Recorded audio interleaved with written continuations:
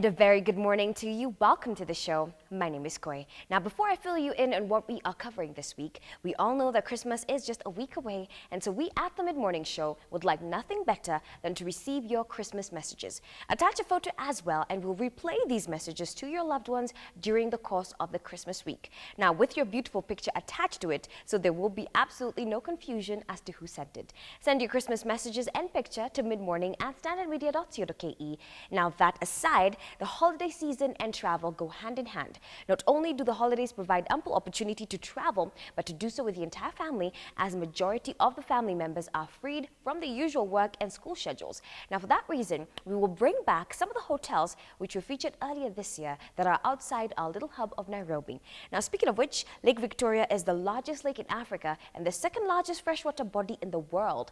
It is known for its breathtaking sunsets, its shimmering waters, and natural beauty that are guaranteed to captivate and charm all lovers of nature and wildlife. Now, the lake shore is highly indented, and there are many isles in the lake, some of which are known for their beautiful landscape, their health resorts, and their sightseeing places along the shores.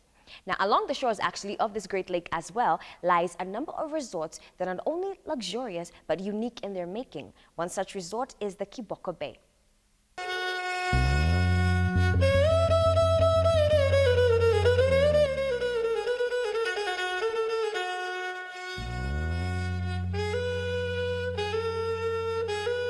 Kisumu is a port city in western Kenya.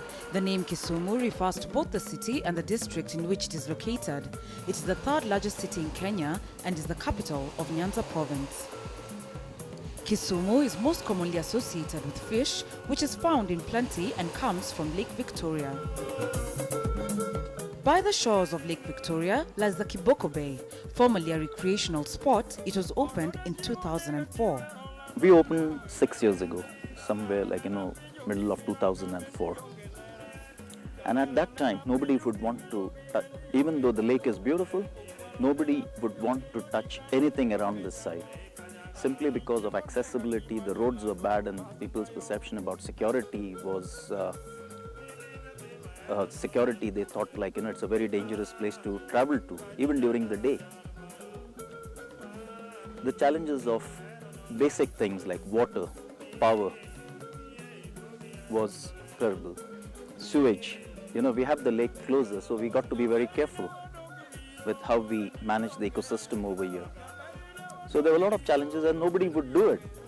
We came here, we started with 2 tents, we built the F&B facility, and we started getting day visitors, but in the evening, very, very few. And in recent times, there's a big change. People do come here in the evening for dinner. But the best thing about opening this place is the value of property around, and businesses has appreciated. Security has improved. The people in the neighborhood have got some kind of livelihood. It is an income multiplier.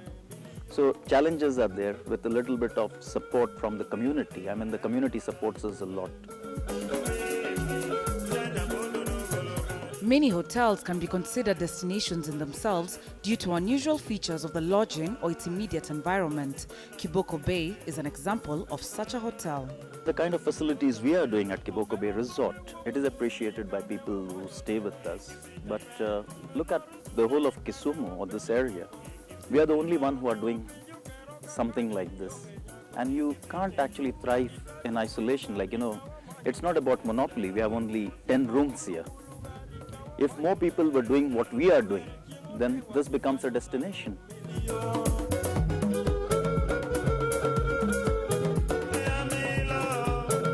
Accommodations consist of raised chalet tents, over which a traditional grass-thatched roof is superimposed. These are not your run-of-the-mill tents, though. They're more like cottages that are designed with a distinct African feel.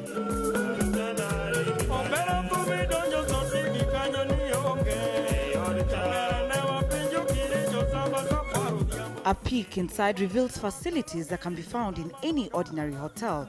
However, don't forget that this is no ordinary hotel, but a tent.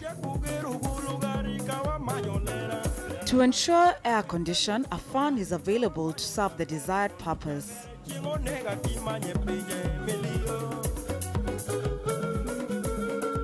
I bet that you did not expect to find a fridge within this unique accommodation. It sure beats walking to the restaurant to obtain refreshments. Hardly any detail is left out with a well-constructed tippy-tap which adds on to the interior decor.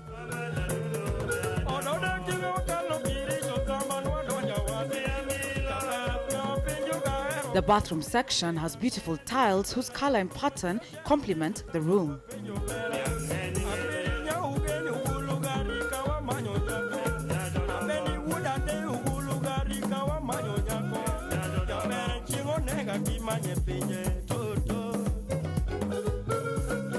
The lake shore is a breeding ground for mosquitoes. Therefore, not only is the presence of a mosquito net a nice touch to the interior decor, but a necessity in the prevention of malaria.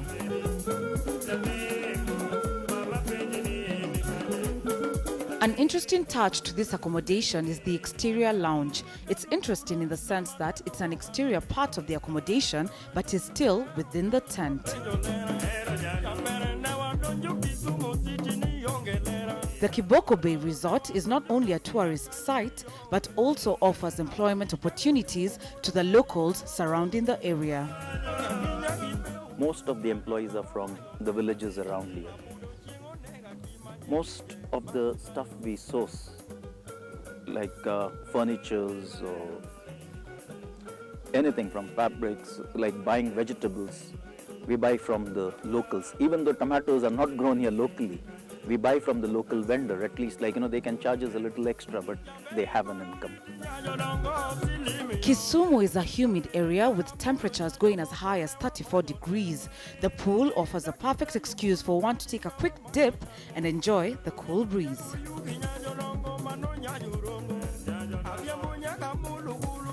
There is no doubt that water hyacinth causes numerous problems. The hyacinth, it's not just for us, it's for everybody in Kisumu. Not just Kiboko Bay, it's for everybody. A lot of the major occupation in this area, it's fishing. The hyacinth actually dries up the fishing activity. It takes over the water mass. The fishermen cannot go out and fish for high value fish like tilapia. What they will find is mudfish and lungfish, which a few locals eat, but does not really have values in hotels or wherever in commercial businesses regarding food industry. The hyacinth actually has stopped the lake commerce. One major attraction along the lake is the small boats which take people into the mangrove forest. The tourists were taken and shown the beauty of the lake, the birds, the reptiles around here. A great ecosystem exists in this lake. But with the hyacinth, people who operate the boats, they cannot ply their boats. Tourists do not come here because they realize, if you go, you will see just miles of hyacinth and nothing there.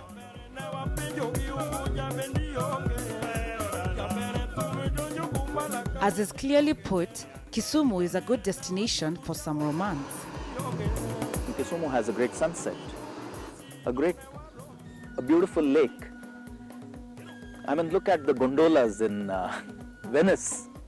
The boatmen taking people, couples, romantic couples along the river in, the waterways of Venice. Kisumu, look at the shoreline. It's not deep, it's shallow, but it offers that kind of a romantic escapade. So why should you mark Kiboko Bay as your next destination? We are unique. Our accommodation is unique. It's not conventional accommodation. It's kind of an informal accommodation which offers great comfort in terms of a good bed, very clean bathroom, and a great place to, relax.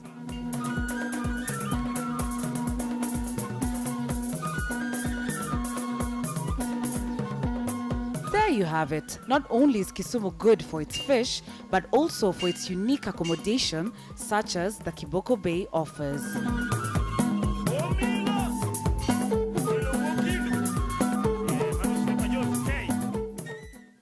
certain professor in the United States who goes by the name of Dr. Andrew Lepp stated that getting outside to enjoy a beautiful day isn't a personal indulgence, it's a good idea. He said that the outdoors have physical, physiological, social, economical, and environmental benefits. Now, outdoor recreation is enjoyable for men, women, and children of all ages.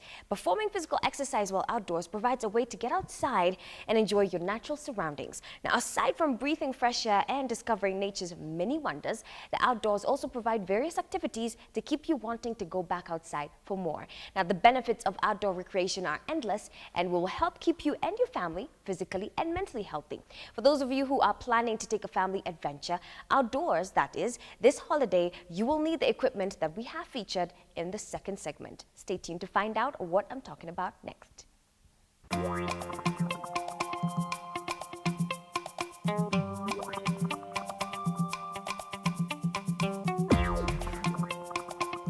When backpacking, camping or hiking in a remote area, or just to keep closer to nature, a tent is a temporarily best option.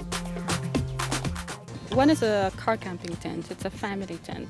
It's a kind of tent you'll take out if you're going out with your family for a weekend.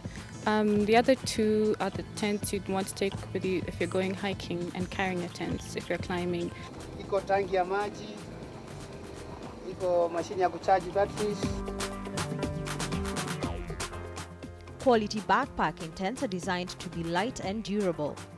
Most of them, one person can do it in about 5 minutes. You don't need a whole crew to put up a tent. They're much lighter as well. I think that's the main advantage. The first thing you do is get out your ground sheet.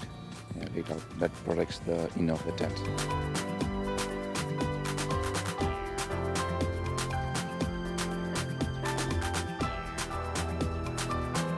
This tent would pitch in the inner tent. Therefore, for 5 places you can put your stakes, the poles, get in, and hook them up. And just clip them. It's very easy.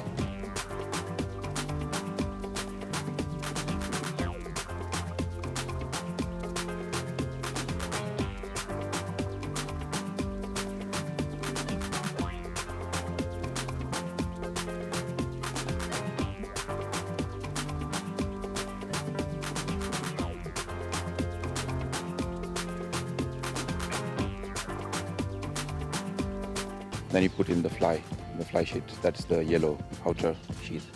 That is for protection from the rain or snow. And even when it's hot, it gives you some shade.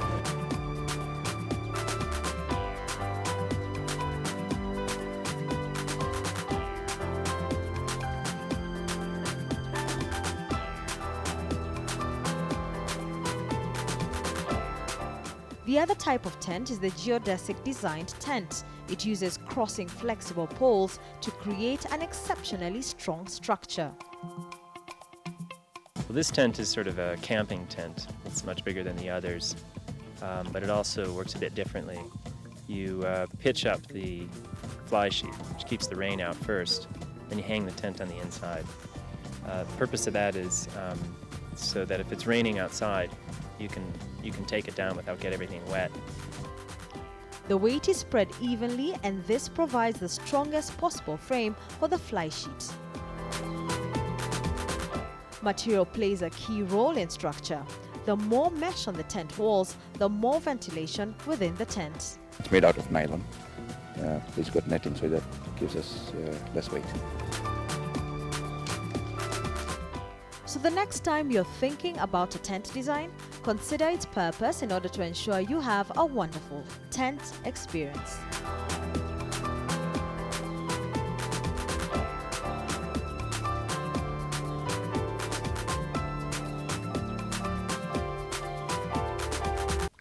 Remember to send us your Christmas message for your family or friends, together with a picture of you as well, with your full names and your location. Christmas is just a week away, and we want to help you tell your loved ones and let them know that you are thinking about them. Send your pictures, your Christmas messages, and your comments to midmorning@standardmedia.co.ke. Also, comment on the discussions posted in KTN Mid Morning on Facebook. And while you're there, like the page as well. I have been your host, Koi. Let's do this again tomorrow. It's goodbye for now.